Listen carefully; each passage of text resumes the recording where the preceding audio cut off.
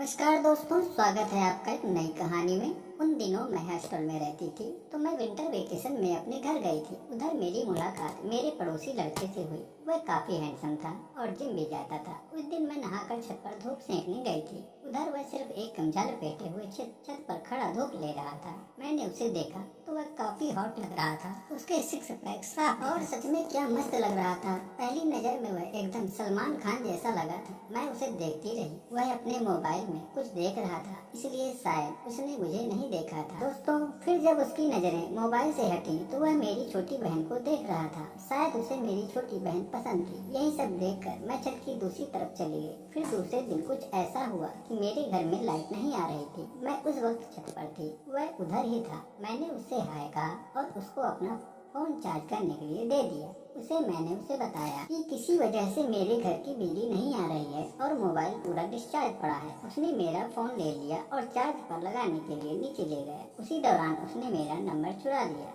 शायद उसी शाम को वह अपनी नानी के घर चला गया, क्योंकि वह अपनी पढ़ाई नानी के घर रहकर ही करता था। उधर से उसने मेरे फोन पर मैसेज किया। मैं उसके मैसेज से मन ही मन खुश हुई और धीरे धीरे उससे मेरी बातें होना शुरू हो गई। मैंने पहले तो उससे कहा, तुम्हारे पास मेरा नंबर कहाँ से आया है? उसने कहा, वो सब छोड़ो, तुम बस ये बताओ कि तुम्हें मुझसे बात करना कैसा लगा। मैंने कहा, मुझे बात करने में भला कैसे बुरा लग सकता है? बस ये बात मुझे बुरी लग रही है कि तुमने मेरा नंबर कुछ गलत तरीके से हासिल किया है। वह बोला, क्या मैंने कोई पाप किया है? तुमसे एक बात साफ पूछना चाहती हूँ, बिना कोई छिपाए, कि तुम मुझे बताओगे तो मुझे अच्छा लगेगा और तभी मैं तुमसे बात करना या ना करना तय करूँगी। वह बोला, क्या जानना चाहती? मैंने कहा, मैंने तुम्हें अपनी छोटी बहन को देखते हुए देखा है। क्या तुम मेरी छोटी बहन में दिलचस्पी रखते हो? उसने एक पल के लिए मौन साधा और उसके बाद कहा, वो मुझे पसंद नहीं करती है, मगर मैं तुम दोनों को पसंद करता हूँ। उसके इस साफ जवाब से मैं मन ही मन खुश हो गई थी कि मैं अपनी छोटी बहन का हक नहीं चुरा रही हूँ। उसके बाद हम दोनों में बातें होने लगी और कुछ ही समय बाद हम दोनों में प्यार का इजहार हुआ।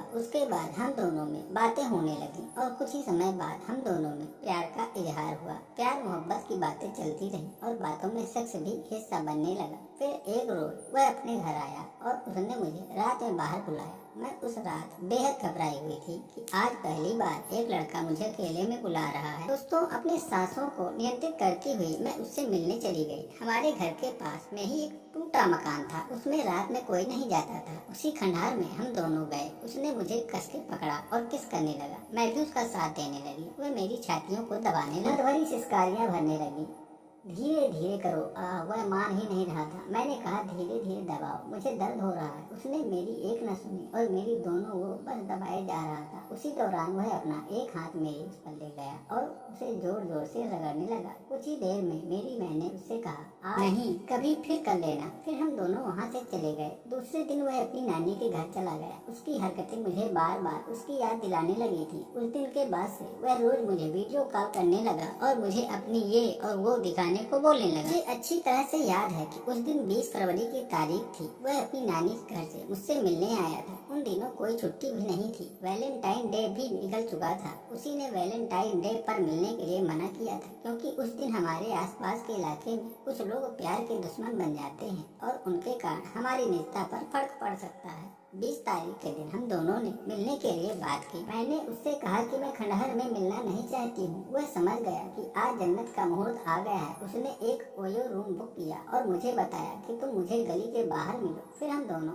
उधर उस होटल में गए। कमरे के अंदर जाते ही उसने गेट लॉक कर दिया और मुझे कस के पकड़ लिया। वह मुझे किस करने लगा। मैं भी उसका साथ देने लगी।